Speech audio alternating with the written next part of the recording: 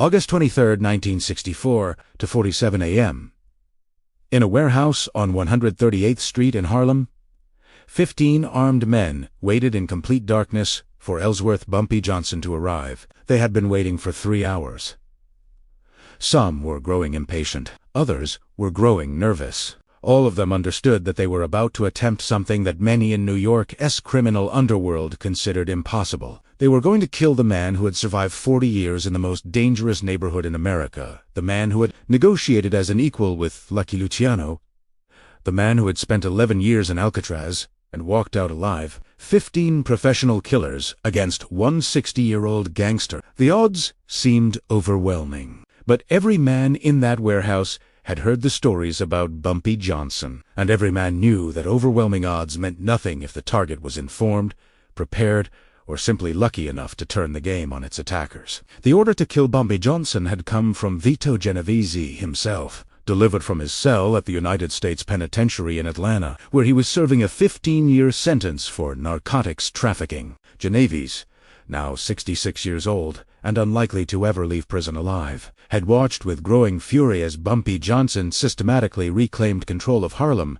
following his release from Alcatraz in March 1963. The 11 years that Bumpy had been imprisoned, from 1951 to 1963, the Genovese crime family had effectively controlled Harlem's most lucrative criminal enterprises, particularly the heroin trade that was generating millions of dollars annually. Genovese's acting boss in New York, Vincent Gigante, had established a network of Negro street dealers and enforcers who answered ultimately to the Italian family, ensuring that the substantial profits from Harlem's drug trade flowed downtown to the Genovese organization. But Bumpy Johnson's return had disrupted this arrangement almost immediately. Within 6 months of his release, Bumpy had reasserted his authority over key sections of Harlem, convincing many Negro dealers and operators to shift their loyalty back to him and to keep their profits in the community rather than paying tribute to the Italian families. By August 1964, 17 months after his return, Bumpy had rebuilt a significant portion of his pre-prison organization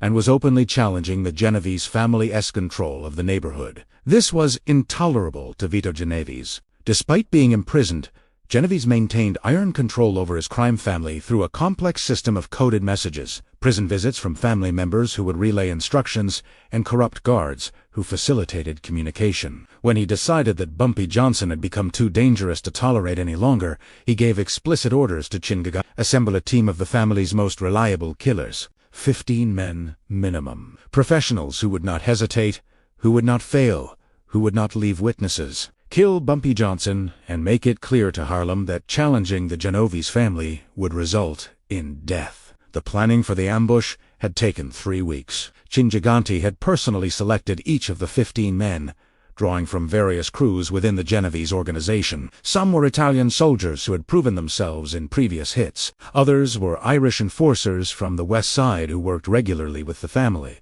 2 were Negro gunmen who had remained loyal to the Genovese organization even after Bumpy's return and who could move through Harlem without attracting attention. All 15 had extensive criminal records. All 15 had killed before. The fee for each man was $10,000, to be paid whether the hit succeeded or failed, with a bonus of another $10,000 for whoever actually fired the shots that killed Bumpy.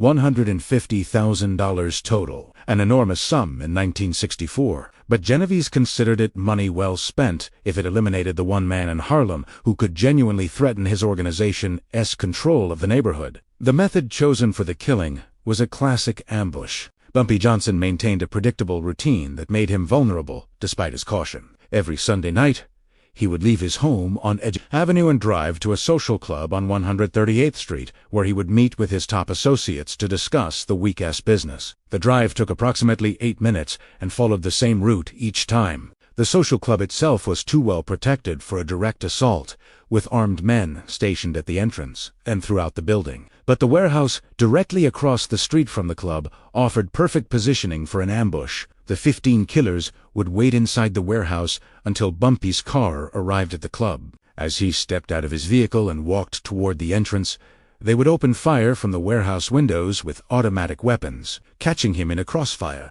with nowhere to take cover. The volume of gunfire from 15 men firing simultaneously would ensure that even if Bumpy survived the initial volley, he would be too wounded to escape or return fire effectively. However, what the 15 men waiting in the warehouse did not know was that their plan had been compromised almost from the moment it was conceived. Bumpy Johnson had built his reputation and survived for 40 years by maintaining an intelligence network that rivaled anything the police or FBI could assemble. He had informants throughout Harlem who kept him constantly updated on any threats to his safety. He had sources within the Italian crime families who, for various reasons, ranging from old friendships to new business arrangements, would alert him to moves against him. And he had a philosophy that had kept him alive through countless wars and conflicts.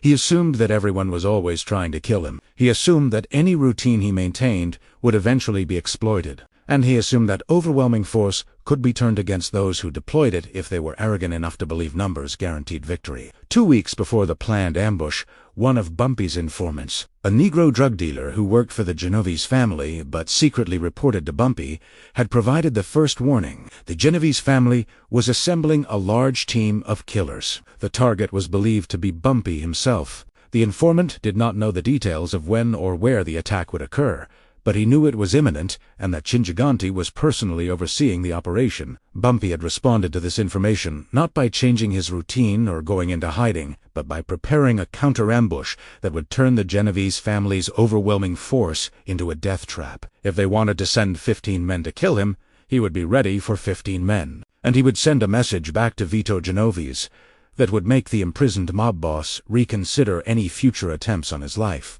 The first phase of Bumpy's response had been to identify who the killers were and where they planned to strike. This required patient intelligence gathering over several days. Bumpy's network of informants tracked the movements of known Genovese enforcers, noted which men were suddenly absent from their usual haunts, and monitored which locations in Harlem were being scouted by unfamiliar faces. Within 1 week, Bumpy had identified 11 of the 15 men who would be part of the hit team. Within 10 days, he had confirmed that the warehouse on 138th Street, directly across from his social club, had been rented under a false name by a known Genovese associate. The ambush site was identified.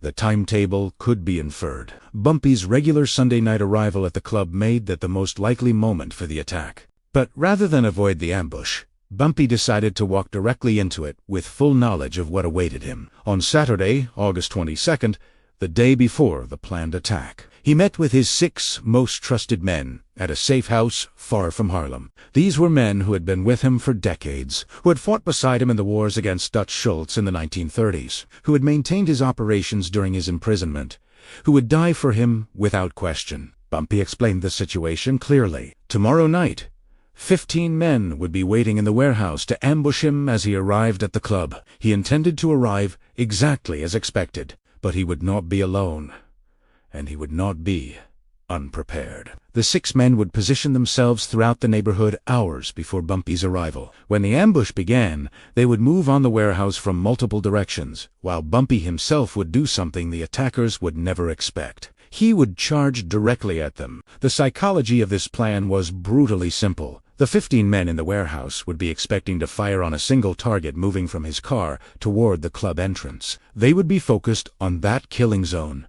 their weapons aimed at that specific area, their attention concentrated on achieving a clean kill with maximum firepower. They would not be expecting their target to immediately identify their firing position and run directly toward them while returning fire. They would not be expecting to suddenly become the targets rather than the hunters, and they would not be expecting that the warehouse itself, which they thought provided them with perfect cover and concealment, had been compromised, and that armed men were moving to seal every exit. August 23, 1964, 2:47 a.m. The 15 men waited in darkness. August 23, 1964, 11:47 p.m.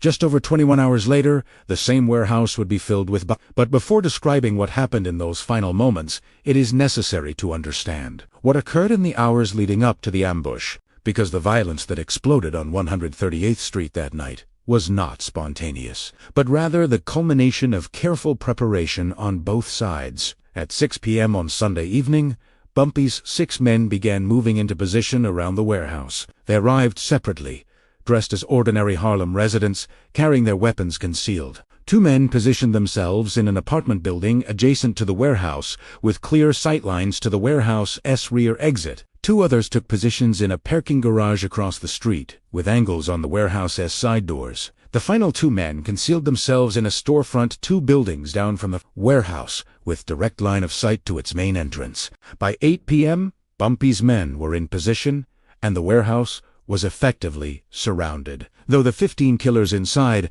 remained unaware of this fact. By 10 p.m., the killers in the warehouse were growing tense. Bumpy typically arrived at the social club between 10:30 and 11 p.m. They checked their weapons, confirmed their positions at the windows overlooking the street, and prepared for the moment when his car would appear. By 11 p.m., when Bumpy had not yet arrived, some of the men began to wonder if their plan had been discovered, but at 11:12 p.m., they heard the sound they had been waiting for.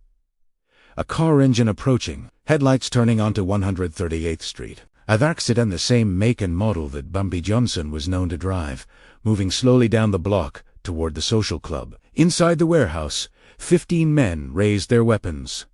Shotguns, rifles, pistols, and 2 Thompson submachine guns. Enough firepower to kill 20 men, let alone 1. The car pulled to a stop directly in front of the social club. The driver's door opened, and Ellsworth Bumpy Johnson stepped out onto the street, wearing a dark suit and fedora, moving with the unhurried confidence of a man who owned the neighborhood. For just a moment, the killers in the warehouse hesitated, struck by the surreal quality of the moment. Their target was standing completely exposed, 20 yards away, with no visible protection. It seemed too easy, but orders were orders, and the fee was already agreed upon. The first gunman opened fire, then the second, then all 15, the warehouse erupting in a thunderstorm of gunfire, muzzle flashes lighting up the windows, spent shells raining onto the warehouse floor. The noise so overwhelming that it could be heard for 6 blocks in every direction. But Bumpy Johnson did not fall. In the first second of gunfire, he was already moving, not away from the warehouse as the killers expected, but directly toward it, his own pistol drawn and returning fire at the muzzle flashes in the windows. The killers, shocked by this response, and momentarily blinded by their own weapons' muzzle flashes, lost their target in the confusion. Where was he? Was he down?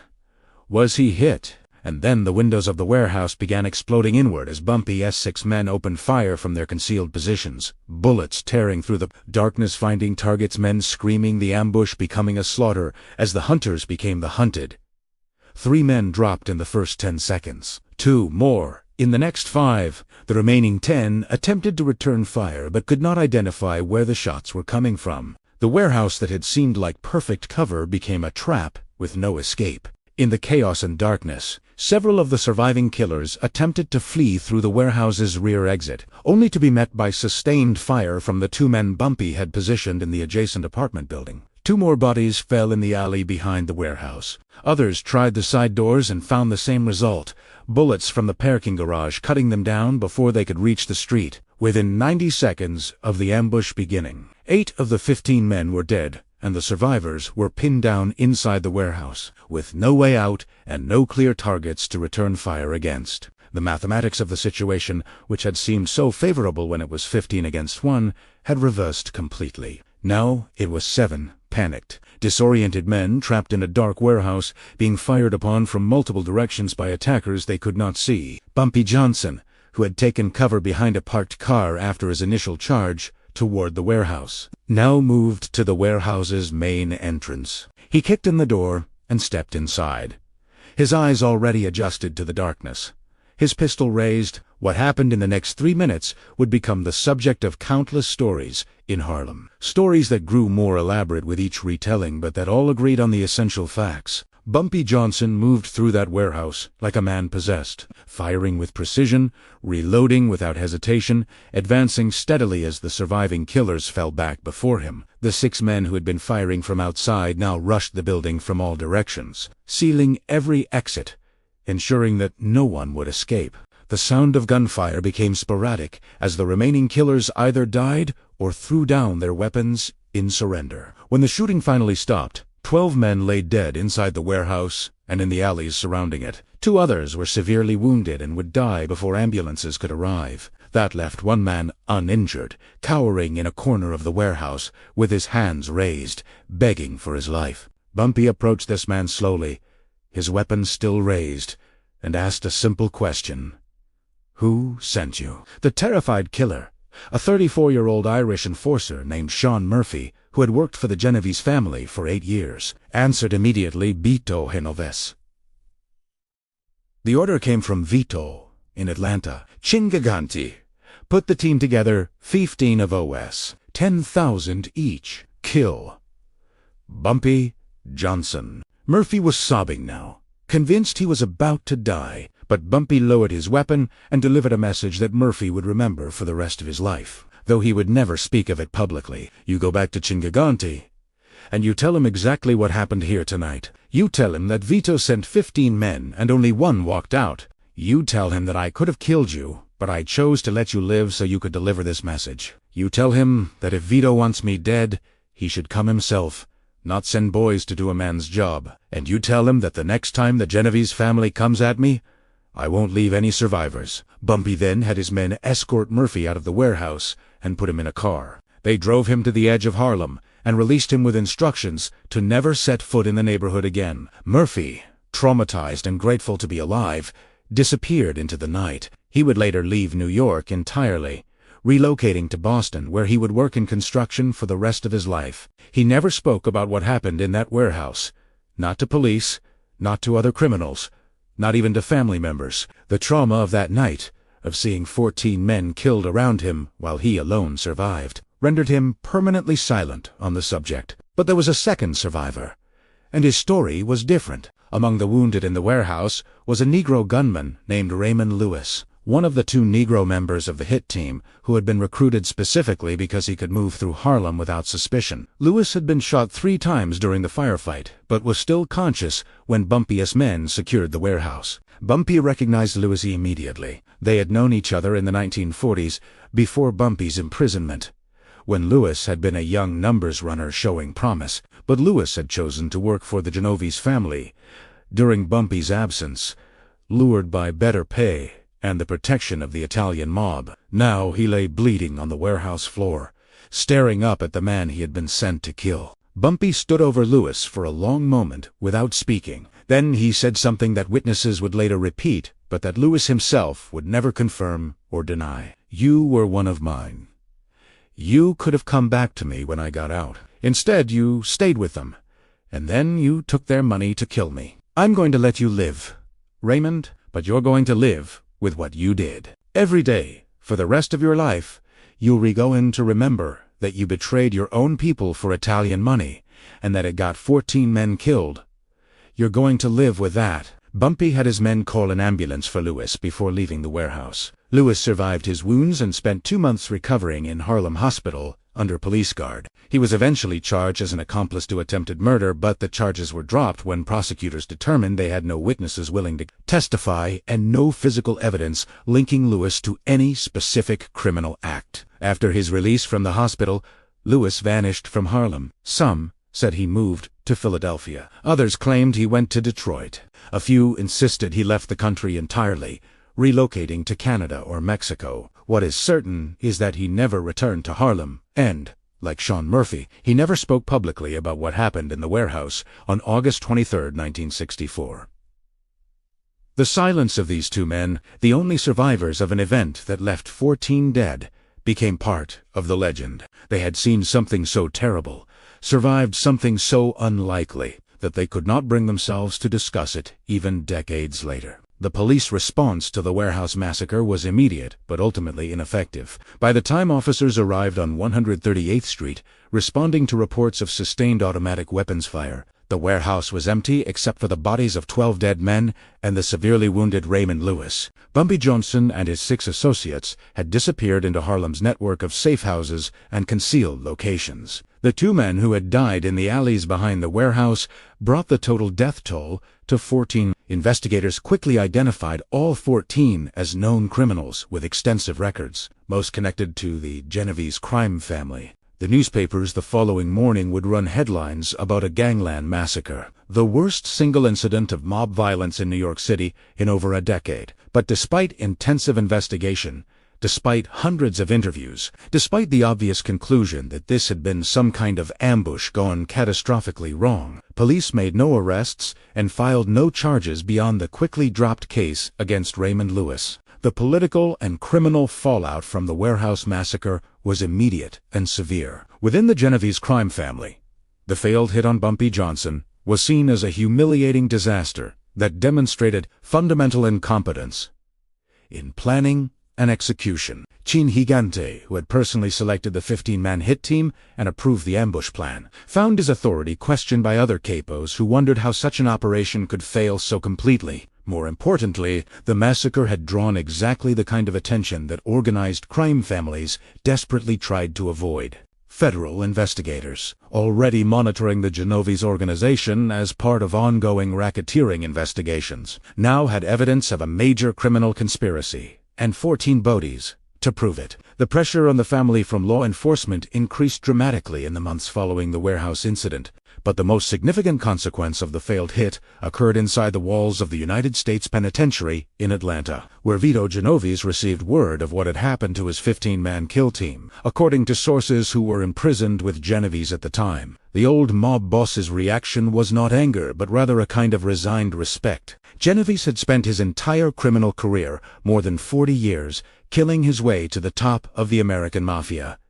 He had ordered hundreds of murders. He had survived countless attempts on his own life. He understood perhaps better than anyone what it took to turn overwhelming odds into victory, what it took to walk into an ambush knowing you were outnumbered and still emerge alive while your enemies lay dead. And he understood that Bumpy Johnson, whatever else he might be, was a man who possessed those rare qualities that separated the survivors from the victims in the criminal underworld. Genovese sent a message to Chin Gigante through the same channels he had used to order the original hit. The war with Bumpy Johnson was over. No further attempts would be made on his life. The Genovese family would accept the reality that Harlem had a degree of independence under Bumpy's leadership and would negotiate rather than fight for control of the neighborhood's criminal economy. This decision shocked many in the Genovese organization, who felt that backing down from a fight, especially after such a public and humiliating defeat, made the family appear weak. But Genovese, from his prison cell, understood something his subordinates did not. Bumpy Johnson had not merely survived the ambush, he had turned it into a demonstration of power that would resonate throughout New York's criminal underworld for years. Any future attempt to kill him would require even more resources, even more careful planning, and would risk an even more devastating failure. The cost was no longer worth the benefit. For Bumpy Johnson, the warehouse massacre became the defining moment of his return to power in Harlem. In one night, he had eliminated a major threat, sent an unmistakable message to the Italian crime families, and consolidated his reputation as the most dangerous man in the neighborhood. The stories of what happened in that warehouse spread rapidly through Harlem and beyond. 15 professional killers sent to murder one man. 14 dead. 1 fled. 1 lived to suffer. The numbers alone seemed impossible. But everyone who knew Bumpy understood that he had always operated by a different set of rules that he had always been, willing to take risks that others considered suicidal, and that he had always possessed an almost supernatural ability to survive situations that should have killed him. In the 4 years between the warehouse massacre in August 1964 and his death from a heart attack in July 1968, Bumpy Johnson would rebuild his Harlem empire to its greatest extent, controlling vast portions of the neighborhood's illegal gambling, narcotics distribution, and protection rackets. The Italian crime families, chastened by the failed hit and respectful of the message it had sent, would negotiate with him as an equal partner rather than attempting to assert control through violence. And the legend of the night, when 15 men came to kill him and only 2 walked away, would become one of the most repeated stories in Harlem's criminal history, a story that demonstrated what everyone in the neighborhood already knew, that Bumpy Johnson was not merely a gangster, but rather a force of nature, a man who could not be killed by conventional means, who would outlive his enemies through sheer will and strategic genius. The 2 survivors, Sean Murphy and Raymond Lewis, would carry the trauma of that night for the rest of their lives. Both men, despite living for decades after the warehouse massacre, would maintain complete silence about the event. Neither would give interviews. Neither would write memoirs. Neither would, even in private conversations with family or friends, discuss what they had witnessed in that warehouse when Bumpy Johnson walked through darkness and death and emerged victorious. Their silence became its own form of testimony, an acknowledgement that some events are too terrible, too overwhelming, too far outside normal human experience to be translated into words. They had seen 15 men reduced to 2 in a matter of minutes. They had seen death come for them and claim everyone around them while leaving them mysteriously alive. And they had received a message from Bumpy Johnson, delivered in blood and darkness, that neither of them would ever forget or ever share. They never spoke again about that night. Not one word. Not ever.